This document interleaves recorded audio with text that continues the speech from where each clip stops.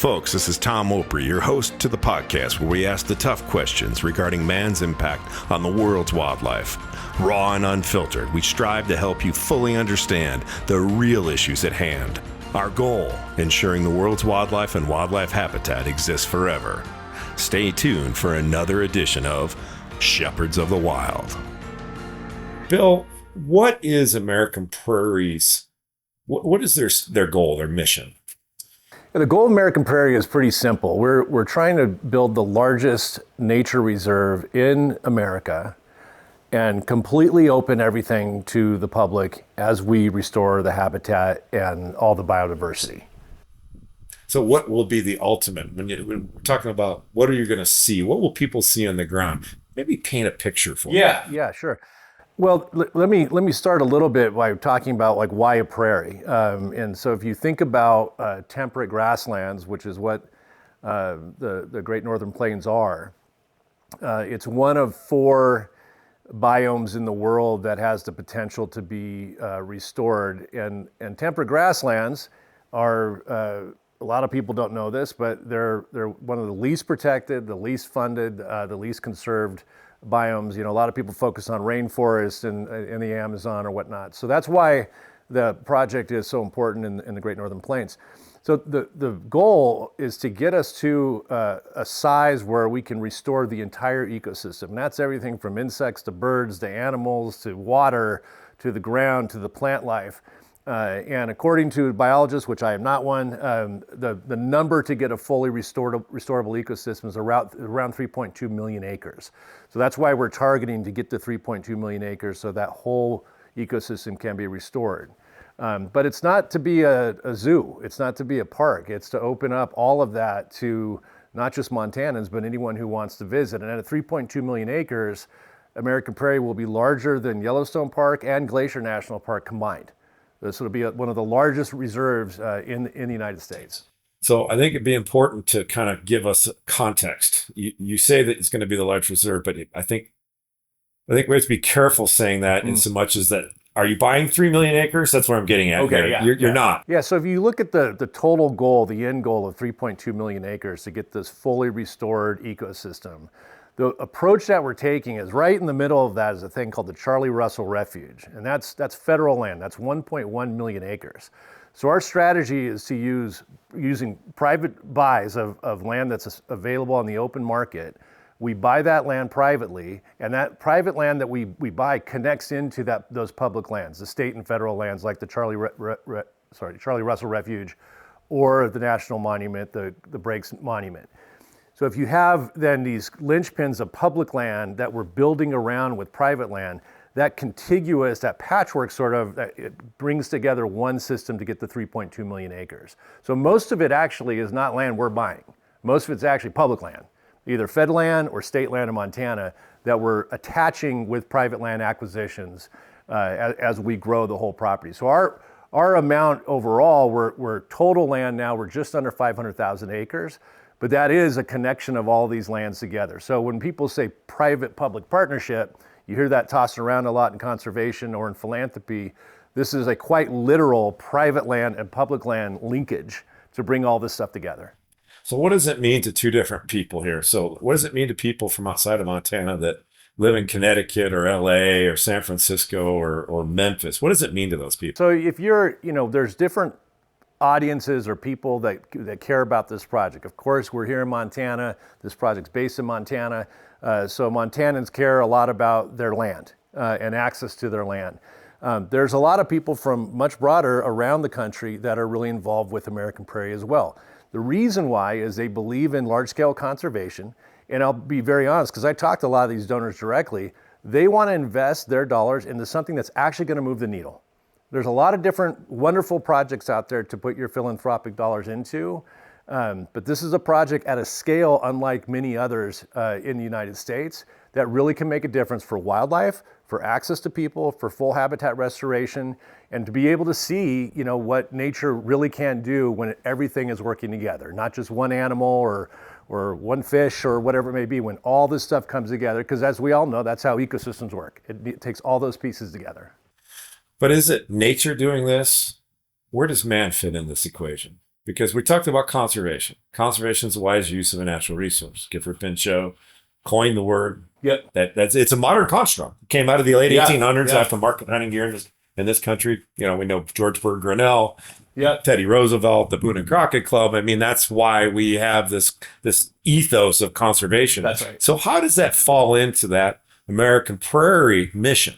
Yeah, it's a great point, Tom, because so many people miss the connection of humans when they talk about conservation. And we have to kind of go way back at the very beginnings, where humans have always been part of an ecosystem, always been part of wildlife, always been part of an intersection with nature from our very, very beginnings. Sometimes we look at it like animals belong in a zoo and humans are living in cities, but we've always been connected. So you can never take the human out of a conversation about conservation. Or if you do, it's real dangerous.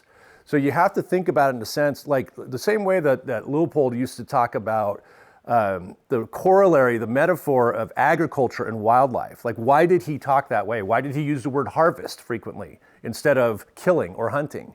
Because Leopold saw early on, like, this is all deeply connected. The way that we work with the land, the way we work with the wildlife is all intricately linked. So when we look at the project, that's why it's such a big part of what we do is not just access, hey, I can go hike or fish or hunt on these lands in American Prairie, but we have really crucial neighbors all around us. We have farmers and ranchers. We have 3 major indigenous communities around us: the Fort Belknap community, Fort Peck community, and we have the Rocky Boy community. All those communities are intersecting not just over the fence line, but how we are managing bison, how we're managing the wildlife, how we're managing the land and water. We have just as many conversations about water management on American Prairie as we do bison management. So the neighbors and the people who are around us, as well as the people who are going to come to the prairie, and like a Yellowstone or like a glacier, we do believe this will be, for Americans, not just Montanans, a great place to come and visit with your family and recreate in the outdoors. So how can you use this place? I know you've talked a little bit earlier on about kind of what your trends are as far as the amount of visitors and what they're doing, but as it stands today, that country is gumbo country. And when it gets wet, you ain't going anywhere. Historical use has been people that are doing conservation, hunting, fishing. Vast majority of people who use that country have been doing that. How are you guys going to get? I mean, Yellowstone's got roads all through it, paved roads. Glacier has the Going to the Sun Road, which took the government back in the 1930s building it. And I couldn't imagine how many billions of dollars it costs to build that road today. That's a lot of money to build that infrastructure. Now, you guys have raised a lot of money to buy and acquire land, but is that really realistic? Because this country's in wintertime's brutal, fall and spring less brutal. Summertime, beautiful place to be unless it's raining, because you're not going to go anywhere. So really, kind of what is going to be that? How are people going to be able to really access it and utilize the land? I mean, there are often people think of the roads to Yellowstone or like you're saying, Going to the Sun Road. There is a collection of roads throughout the broader space that we call American Prairie. And so there's the way we approach that is we have different campgrounds, we have huts, we have everything from full big cabins that you can book all this stuff online. It's very affordable. Teepees and yurts and all kinds of stuff out there. So what we try to do is for access where people are, let's say, just camping, or you're taking a family with young kids out there and you're just going to do some day hiking, we try to build those as close as possible to existing infrastructure. So you're not having to do 5-6 miles through a dirt road, which can be gumbo, and when you get some water on it. So there's I guess the best way to describe it, there's seasons for American Prairie. There's a season in the summertime where almost everyone can access the whole darn prairie. There's a season in the fall where you're starting to see a lot more outdoorsmen and outdoorswomen who are fishing, who are hunting, maybe some more backcountry type of camping, where they're able to get in their vehicles, through some of the dirt roads and able to hike, further in, and they're more attuned to the outdoors. And there's a season in the winter that's very, very limited. We do a lot of our bison handling out there in the winter, and it's not for the faint of heart at all. It's very cold, and you need to be able to get in and out of that type of environment. So there are access issues. There is infrastructure to get there, and we try to make sure we're putting the most, and we are continuing to build more out there right now that's closer to the existing roads and infrastructure. So one of the things I thought was really critical to this film is your vision for the future. As far as you'd mentioned something that first phone call we had about. So what would you think about if we had 4 times the amount of elk on the ground? Yeah, if you didn't have to wait 25 years. I want you to pitch me as a resident Montana hunter, rancher, somebody who wants to use public land. Why should I support you? And I want you to give me that very crystal, what you said to me on the phone. Got it. Guys, at the end of the day, it's about providing. I mean, you're asking me essentially, why am I personally excited by being part of this project? I'm excited because it's large scale conservation, of course. But really when I think as a board chair, when I think about the long-term future of what this might look like, what are we going to see? Not only are we going to see greater access to larger amounts of land that's publicly available, we're unlocking public land that is now surrounded by private land and very difficult for people to get to. That's very important if you're an angler or a hunter. And I would say now my biologist friends are a little bit hesitant when I say these things, but I'm board chair so I can say these kind of like lofty statements. But I do know the science enough to say how we're restoring the biodiversity and habitats right now at 500,000 acres. If I pull the line out to 3.2 million with the practices that we're putting in place to restore that land, you will see significantly more elk, mule deer, sage grouse, bighorn sheep. And if you're from Montana and you happen to be a hunter or a fisherman and you enjoy the outdoors, you want to see more animals out there. Even if you're just looking at them for wildlife viewing. When I go out to the prairie, and especially when I spend time with farmers and ranchers our neighbors out there, that's really what they want to see. They want to see more animals out there on the hillside. They want their grandkids to be able to go and maybe have an opportunity to go chase a big elk, with their bow. That may not exist in the future. And the reality is in Montana, there's a lot of private land and there's a lot of people who don't provide any access to that private land. And I'll tell you something I'm proud of. Right now, we're the largest private landowner in Montana, opening up more public land for Montanans and non-residents as well can apply through the FWP system. Larger than anybody, 80,000 acres in the block management program. I'm really proud of that because I know a lot of these rich ranchers that have big fences and all the animals are behind those fences that only they get to, go and experience. So we're opening up a lot of that for Montanans, and that's what I talk to my neighbors about here is you're going to be able to go out there and see more animals than you've ever seen before. Your grandkids are going to see more animals than you've ever seen before. If we're successful with what we're trying to do, we have a track over 24 years of doing just this, and we're seeing it happen. We're seeing animals that have never been on the prairie before return. We're seeing more animals. We're seeing swift foxes return. We're seeing black-footed ferrets return, which have been gone for many, many years. And that's when we get excited on the board and the leadership team and the whole staff is when someone sends a picture of an animal that hasn't been on the prairie in almost 100 years. And those are our indicators of success. We're seeing that ecosystem restored. So you have to be careful, I think. You made a comment about ranchers not allowing people access. Yeah. But we're talking about Montana ranchers here. The vast majority of them are multi-generational families. And some of them do outfitting and have access to paid access, whatever, trying to make 2 ends meet, which is a big issue. How could you address that issue of the multi-generational ranching family, which this film is about, and your relationship, or American Prairie's relationship with them? They're not the Ted Turners, right? Yeah. Most of them are hardworking people, land rich, cash poor. And so when they have someone who comes in, it changes the community, right? And that's really the issue that I've seen is that threat over change. As humans, we don't like that. So kind of give me an idea about how do you guys work with the local multi-generational rancher, and how can that be a win-win for everybody? Yeah. I think it's important I think we have when we talk about ranchers and farmers in a state like Montana, I think you have 2 types of ranchers. And some of this has been sensationalized by media and TV shows where you have this really, billionaire out-of-state rancher that comes in, they buy a big ranch that they visit, 6 days a year, and they put a big fence around it. I'm really talking about the historical Montana rancher, the multi-generational rancher. Those are our neighbors in American Prairie. That's really who our our neighbors, the indigenous communities, and those ranchers and farmers, those multi-generational ranchers and farmers are who we work with most of the time. And there are times where we might have a different view on what to do with land, how to manage land. But one thing that I think is true of most Montanans, we highly respect private property rights here. And we're going to always be a good neighbor. We're going to be a neighbor for a long time here. We have a large amount of land, we're continuing to grow, and we're going to be that neighbor. We're going to be good neighbors on the fence line, and we're going to be good neighbors in the community. And so what does that really look like? That means we're going to, as we do things to restore the habitat, a good example is we like to put in, when we buy a piece of property and let's say we lease that property back to a rancher, which is something we do a lot of. We have almost 10,000 head of cattle on American Prairie leased back to ranchers that we work with. Compare that to about only 900 head of bison. So there's actually a lot more cattle on American Prairie than bison. When we work with those ranchers, one thing that we like to do is put in antelope-friendly fencing or animal-friendly fencing, but I always like to think of the antelope going underneath it.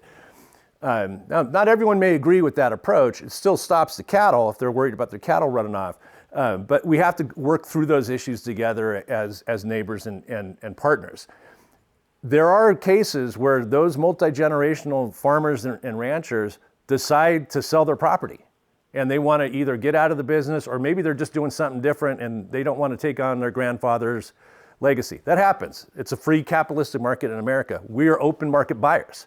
So we don't trick them or try to get them to do something different. If they're a willing seller, we're a willing buyer, and if we can work a deal, then we'll often buy that from them and then lease it back as they make their transition, whatever that is in their life that they're doing. Could be 1 year, could be multiple years that we lease to them. During that time, we work with them on putting game cameras around so we can track which animals are coming back. Work on animal-friendly fencing. Working on, if there's a bear issue because more grizzlies are coming back, how do we work with them on mitigating that risk and that issue from a safety point of view? So it's not that we buy something and walk away. We're working very closely with them all the time and talking to them all the time. Animal testing. We got to make sure we're testing our bison for different types of diseases. Of course, the ranchers care about that as well. So we do that. It's a collective thing that we share our information and work closely together in the same way if we were just a neighboring rancher. But there is a dynamic in Montana where you have these two different types of ranchers. And ours are, I would say, the traditional rancher or farmer, especially in Northeast Montana, where you see some of these luxury, what we'll call billionaire ranchers. Those really aren't in most of the eastern part of the country, of the state, So those are our types of partners and neighbors that we deal with. And sometimes, I'll be honest, sometimes we just disagree on approaches. Like they may not like what we're trying to do, and we can have a difference of opinion. But I'll say this to every rancher and every farmer, and I say this when I go out and meet with them. I respect their right to manage their land the way they want to do it. I ask that they respect what we're trying to do, and we'll try to find a way to partner together and work together where our fences meet. No, that's great. Just Save the Cowboy Foundation. I mean, you guys have meetings, you talk about it. Really, what do you see? I mean, what I see a group of people that have been on the land for a long time. Yeah. And they're pretty resistant to change. And when I actually asked Laura Boyce, how could we find common ground? And her response was, well, if they were producers, then we'd all be producers together. But in fact, you guys are producing. And I prefaced this question with her like, okay, I went out there, there's 900 bison out there. Do they have plans to have more? Yeah, but it sounds like it's going to be give and take, right? But you go down to the Flying D Ranch in the Gallatin Valley, and Ted Turner's got 4,500 bison, and nobody's bitching about that. Right. All right? So I'm just trying to figure out why we have this issue. Now, what she's told me, it's about production. Is there you guys are offering hunting for bison? Excess bison are being given to your other tribes in the area to help their herds, the tribal herds. How can we make your model about production so that it falls in line with the neighbors that are complaining about you guys? Because other than that, I don't see any difference. Yeah, I think the word production it has to be defined, right? Because if you mean production in the sense you're making an agricultural product that you're selling in a commercial market, we're not doing that. We're not selling we're not commercializing our bison and you're right. There are commercial bison operations all over the country. I mean, there's like 40,000 bison livestock in the U.S.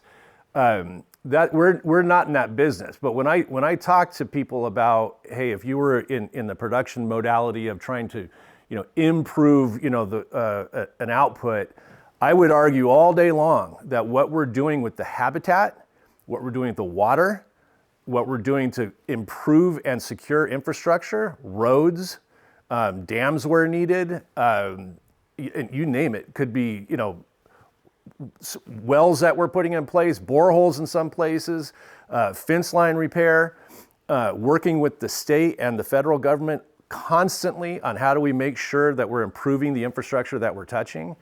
That has direct benefit to our neighbors. It really does. Like, and if you can go to some of these communities, as you get further up towards the High Line and you get to some, you can see where infrastructure, and I'm not knocking anyone who lives up there, I have lots of friends in that area, but you can see where infrastructure has just been dilapidated and people have just disregarded it, and it not only turns into a safety issue, it can turn to a real issue in terms of the quality of the land and what's in the soil. And so being able to have grassland, this is why the temperate grassland thing is so important. And why do ranchers care about these big leases where it's for one reason, grazing. And so the quality of grass is everything. If you are an agricultural producer, you care about grass as much as you care about water. So we're doing tons of work in habitat restoration to make that grass and that soil and that water much higher quality. And that doesn't stop at a fence line. That grass and dirt and water, that's across all of our shared fence lines and all that land up there. So that's when I talk to other ranchers that you can't just do the bison versus cattle thing. That's way too myopic. And they know it because they're managing the land all the time, right? They know what soil matters. They know what water matters and grass matters. So when we take them and say, here's what we're doing to improve this area, and that's gonna go right into your water that you're getting and right into your grass, we are in the production improvement game as much as they are. We just don't happen to sell livestock on an open market. That's the difference. Everything else is a connection to them though. So I strongly believe we have way more in common with the ranchers and farmers around us than we don't. And so every time I'm up there, because I get outdoors a lot, and last summer I was up fishing in that area, and I saw a Save the Cowboy sign it was a jerky shop. And I'm like, I'm going right in. And went in there and have the same conversation. I'm like, we got more in common than we have apart. You can put whatever sign you want on your store. But I'm a private landowner. I'm the board chair. I don't actually own any of this stuff. And so are these people over here, but here's how we can work together. And sometimes, I'm not saying it all the time, sometimes they'll say, well, no one's talked to me about this. I just heard from so-and-so that you guys are trying to eradicate the cowboy culture in Montana. Sometimes a half an hour, usually with a beer, goes a long way to have that conversation about what we're really doing. And I'll invite them out. Let's go out there together and look at it. Well, this film is going to be watched by every damn cowboy and rancher there is in America. I mean, it's going to happen. It absolutely is going to happen. Matter of fact, I'll touch on that land thing real quick. We wrote a song. I'll play it for you eventually here before I leave, if we have time. I wrote it with one of the rancher friends of mine, and then I got a buddy in Nashville, Nick Hoffman, who was Kenny Chesney's fiddle player that's helping me with it. So I've never written a song for. I do a lot of writing, obviously, but it's called "The Land Is a Lady." You take care of her, and she'll take care of you. Yeah.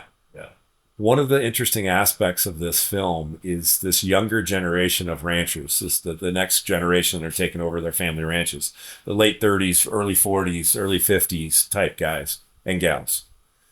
And they're embracing aspects and forms of regenerative ranching. Matter of fact, we interviewed Alan Savory for this film, who is kind of the guru of it, I guess, or one of the big vocal proponents of regenerative ranching and farming.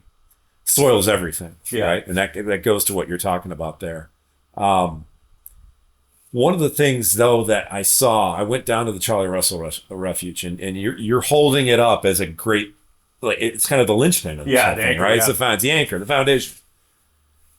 And I've spent time on the ranch just to the north of that, owned by Dale Veseth. Huge amount of land spread all over, all intermixed between your guys' stuff. And he has no children, no heirs. Yeah. He has no plans on selling to you guys or giving to you guys. You'll go on his ranch, which is intentionally managed. He moves his cattle about 170 sometimes a year. similar to some of these other guys that we feature in the film. And they're mimicking what bison have done on the land historically. Because all this prairie land was for thousands, tens of hundreds of whatever, how many years it's been, has evolved with that intense grazing of herbivores. And so you have that when you have cattle on the land. You have that when you have some intermittent burning going on, right? You get that regeneration of the soil. But if you go down and you spend time on Dale's ranch, you and I could spend a day down there and we'll find 60 different species of animals. We'll go spend the same amount of time down in the Charlie Russell Refuge. We'll be lucky to see 10 because they don't allow intensive grazing. They don't allow any burning. Now, I know you guys have on your website some talk about burning, and I asked Garrett Buds about this. Hey, are you guys going to do some control? We are. It's on our plan, but it just hasn't happened yet. Yeah. But how can, if the foundation, the anchor of this entire conservation project is based on the Charlie Russell National Wildlife Refuge, it sucks for wildlife. How are we going to change that? How can you guys be a catalyst for positive change? I mean, I'm to the point where I'm ready to go sit down with the new U.S. Fish and Wildlife Service director and say, come to Montana, let me show you something. It's awful. So that's a big, I mean, you're answering what I would say. It's federally owned. We work with them in terms of here's best practices. We have a whole host of not just biologists who work for us, but we work with the Smithsonian. We've had Nat Geo folks out. Like we've got a whole raft of researchers out there who try to share those best practices, not just with the U.S. Fish and Wildlife, but also with the state. But between U.S. Fish and Wildlife and Bureau of Land Management, there's a lot of work that needs to be done in how to manage these large-scale properties. And hopefully, we're trying to show a way to do this in a true private-public way, where we're just not there complaining to the new, head of Interior or head of the BLM, but actually having conversations with them about here's what we're doing to get species coming back and how you reintroduce an animal. Like a real good example is, if you do not have black-footed ferrets in your prairie environment, your prairie dog towns will take over the whole damn thing. You won't have any land. You won't have grass. Black-footed ferret's the number one most threatened animal in the United States. There's not enough black-footed ferrets on the prairie, so you're going to have the potential of ruining a lot of land through these prairie dogs.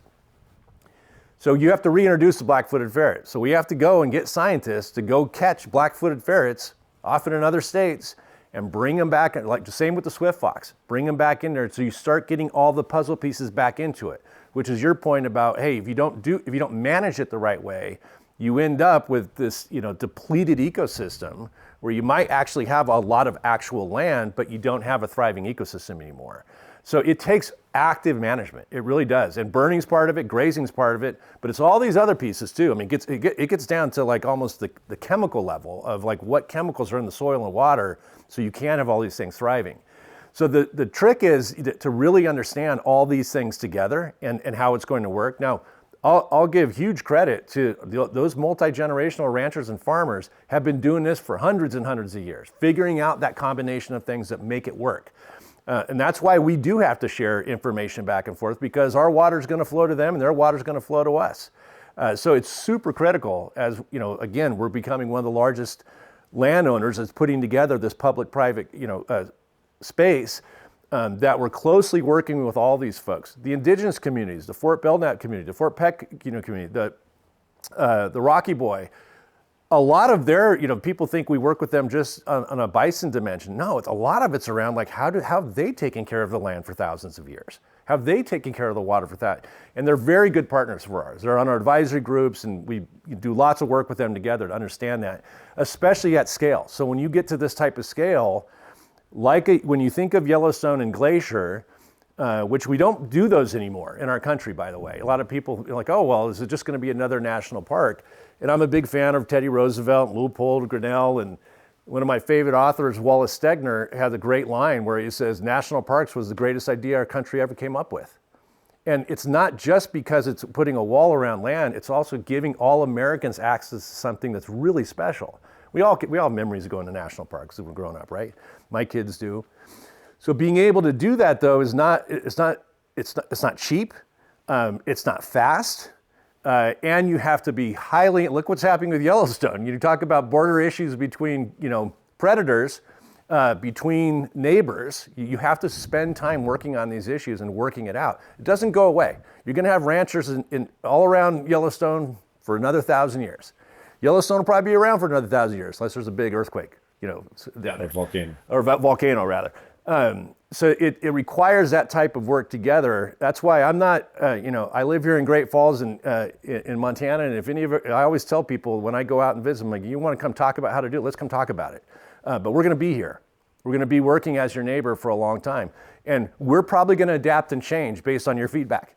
And hopefully, maybe you'll adapt a little bit based on our feedback. And that goes to the Charlie Russell Refuge, and it goes up to the federal level too. Like we have to work with those groups closely. I would say our work and our connections in Montana are very strong with FWP and how we work with state and park, the parks organization, as well as Fish and Wildlife.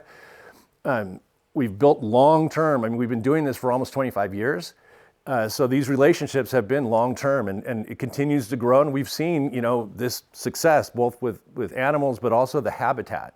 And that's like, if you had a bunch of biologists around here right now, they probably wouldn't be talking about the bison. They're going to talk to you about some plant, I can't even name it. It's got a Latin name that is now back growing that is super, super helpful for the entire ecosystem because whatever it happens to do. So seeing that occur again is crucial. And I hope that our partners like the Charlie Russell Refuge can learn from that and see what we're doing. Because it's 1.1 million acres, right there in Northeast Montana that we want to be thriving and great. We don't build our best practices on how they manage their land. We use them, they're the anchor for public lands for us. Yeah. Now you talk about national parks and this, this idea. And one of the things I heard originally was this concept of the very first private national park. Well, that's an oxymoron in my book. Yeah. Okay. You also talk about conservation, the wise use of a natural resource, and having access to the land. Now, there's very few national parks in the United States park system allow hunting. Very few, almost none. Yeah. And Big Island, Hawaii, and I think there's one other. Yeah. That's it. Yeah. Yet you're talking about something that's very foreign to national parks as far as that human interaction and stuff. So this is really a park not only about wildlife and habitat, but about people. Yeah. And so is there a lot of effort, again, this is me just talking out loud, to, you're talking about people from the Smithsonian, National Geographic, but to Montanans, we look at it and go, why isn't there somebody from MSU there? Why isn't there somebody from the Forestry Department of Montana? Mm-hmm. Are you guys incorporating, or is there an emphasis going on?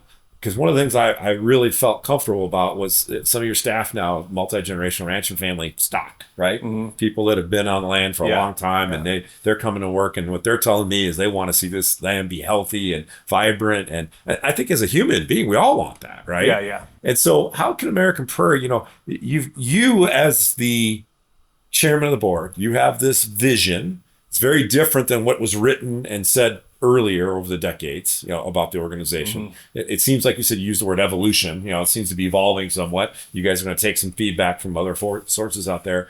But how, this is, you have a board of, you told me 17 people, I think you told me on the phone. I asked Pete Geddes, he said there was 23. How in the world? Almost every year is a little bit of ebb and flow. It changes a little bit, but again, it's politics, right? Mm-hmm. Boards and a nonprofit or any corporation requires 50% plus one vote to get that. But that policy and how can we guarantee that people will have access to this resource, be able to hunt and fish it? And besides the national park model, which, like I said, that's a very rare thing what you're talking about. Yeah. So how can we ensure that vision that you're speaking about is something that can live in perpetuity? Mm-hmm. It's a great question. You are right. There is a big difference between the Teddy Roosevelt National Park model, which is, you can go look at it, you can go within it, but you can't really do much more inside of that. And what we're doing, which we're saying, no, the public has full access to this. This is going to be the equivalent of public lands where people can go out and if they want to take their grandson, pheasant hunting, they can go and do that, or they can go hiking, or they can go fishing and have access to the whole thing. to be clear, we still work, all of those things like hunting and fishing are all still regulated by the Montana FWP. Like we don't do any regulation or hunting tags or any of that stuff. The state does all that. But it is different. You don't do that in Yellowstone or Glacier or other places around the country. So how do you make sure that's true 10 years, 20 years, 100 years from now, that model of access to the public, but also a rich and vibrant ecosystem stays cohesive? And so I've been involved with nonprofit organizations for a long time. I'm board chair of another nonprofit. I've been in my past job working for Paul Allen, setting up many different types of nonprofits and governance structures. The way that you protect a vision long term, it's not, because you have to think like you're all dead. Like I'm gone, the whole board's gone, 100 years from now. And you can't just write it down on a piece of paper to say, here's what I would like to happen. You have to put in place a governance structure, and that it includes some maybe legally boring concepts like, how does voting happen? How do board replacements happen? Board directors. Who decides on who replaces a board director? What's the qualification criteria? Term lengths. How long can a board director stay in their term? What are the voting rights? A lot of this is legal governance, but you need to put all those pieces in place because I'll be honest, there are stories, I won't name which foundations they are, but they're historical, where you've had what was called a board run, where someone came in with a different vision and they were able to flip out like dominoes all the other board directors to go change that foundation's goal and intent and distribution of money.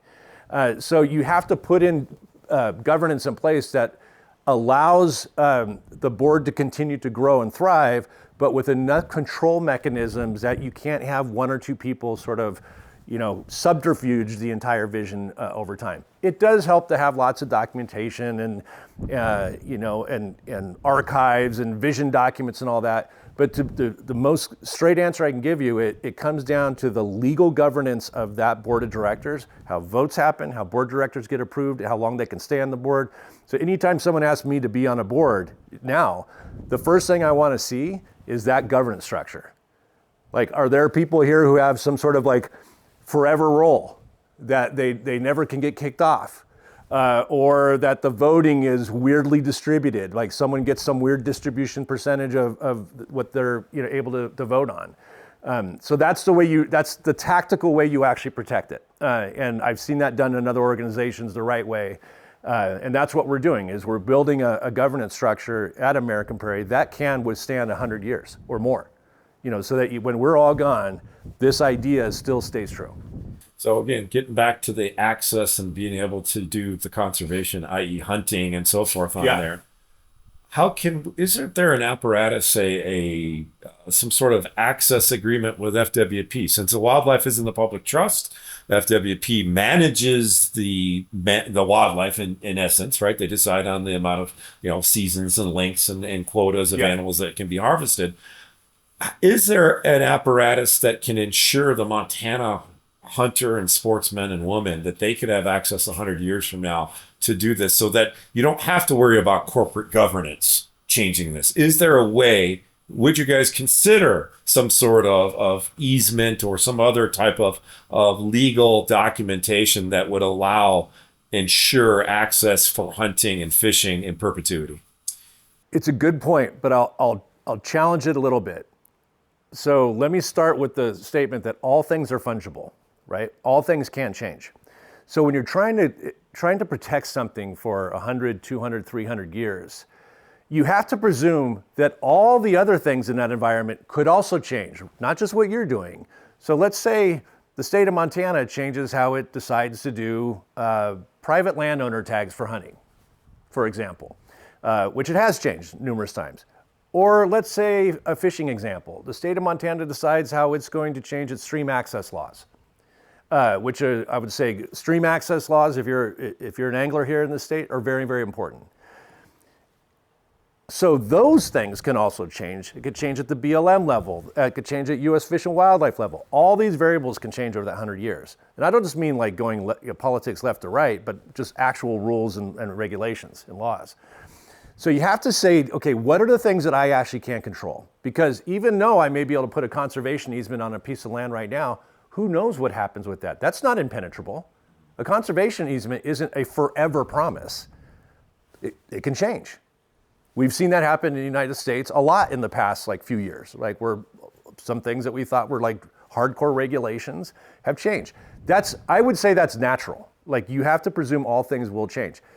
We, as American Prairie, we've also changed our strategy over the years as we've learned more and more from not just our neighbors, our ranchers, our farmers, our indigenous neighbors, but also from the state and the federal government. We've had to adapt and modulate how we approach things. We've had to add more staff in areas that we didn't think we needed as much staff. And that will be true 5 years from now. American Prairie will probably look even more different. That's why as a board director, since you don't, as a board, you don't have all control of all the variables. So you say, what can we do to shore up our vision? To say our vision is going to be as tight as we can and last as long as we can. But as we learn, as we grow along the way, and boards change, board members change. So I wasn't here 20 plus years ago on this board. I know some of the very early board members and the people who started it, but lots of the board members have changed over time in all kinds of different ways. And I think that's super healthy. I think it's really important to do that as you learn, because today we talk about things like easements, we talk about these different types of constructs to protect land. I think there'll be new ones in 5 years that we haven't even thought of yet, that the state might do or the federal government might do. And we'll have to approach that. The concept of a national monument, that term, that's a very old concept. And the federal government still uses that at times. Is that the right way to do it? Is a federal reserve like the Charlie Russell, is that the right way to do it? So I think there'll be evolution on all levels, is a long-winded answer. And I do think that we try to say, what can we control? And what can we do to try to shore this up? Because I can't control what the state's going to do 10 years, 100 years, or the federal government. But I can work with the board to say, what's a good strategy to help protect our vision as much as we can and adapt as we go? So we're running out of time. So is there any last thing you would want to impart upon us for this worldwide audience about American Prairie and what you're doing? Yeah, I mean, you asked me once, I think when we first met, you asked me real directly, what gets you excited about this project? Why are you even doing this thing? And being part of something of this scale, and this is something I directly was influenced by Paul Allen by. I thought I knew, because I worked in all these different big companies for a while, and I thought I knew what big impact meant until I met Paul Allen. And he just reset my whole bar of what does big impact mean? Sadly, he passed away shortly after, a couple years after I started working for him. When I came across American Prairie, I thought that's what this is. This scale of impact at this size for these temperate grasslands, when it's one of 4 that can even be saved in the world. And then the thing that got me all the way over to it was, and it's not a glass house. And we can go and everyone here can access it and camp on it and fish it and hunt it and stargaze and hike and whatever you want to do out there. That together, to me, I'm like, that's something magical, where you're bringing together one of the top conservation projects in the world that has an approach that directly involves humans. Because I believe fundamentally when people separate humans from conservation, that's when bad things happen. The closer you bring those together, the stronger that conservation is and the better it is for the people around it. Thanks for listening. You can find this podcast wherever great podcasts live, including on the Shepherds of Wildlife Society website at shepherdsofwildlife.org. Please tell a friend, and let's save wildlife together.